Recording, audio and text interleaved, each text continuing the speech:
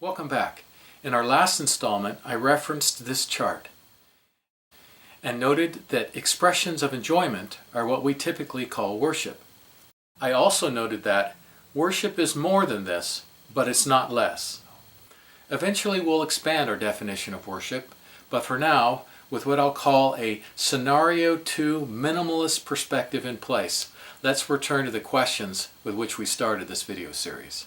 If you recall, in the first installment, I said that by the end of the series, you'll be able to answer the 4 following questions.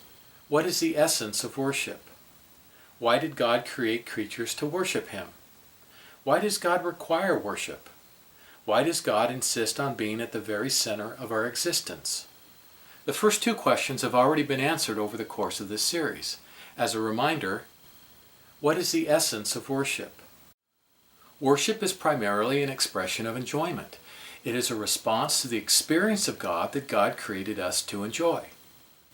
Why did God create creatures to worship Him? God created out of a desire to share all He is and has with us. This includes the abundance of love, joy, and goodness which are engendered by and flow within and from the relationships of the Father, the Son, and the Holy Spirit. With the third question, why does God require worship? We must guard against a return to Scenario 1 thinking. From a Scenario 1 perspective, God requires worship because He is a narcissistic tyrant. Fortunately, we need not be constrained by such thinking. From a Scenario 2 perspective, God requires worship for the same reason that a coach will sometimes insist that an athlete take a break from training to rest, or a mother will require that her children stop playing in the snow to come in for dinner. God requires worship because we need it, and we sometimes forget that we need it. In an unfallen world, we'd be no more likely to forget to worship than we'd be to forget to breathe. As it is, we're prone to wander from the love and joy that permeate the presence of God. And so God calls us back to enjoy the relationship that is the greatest possible gift.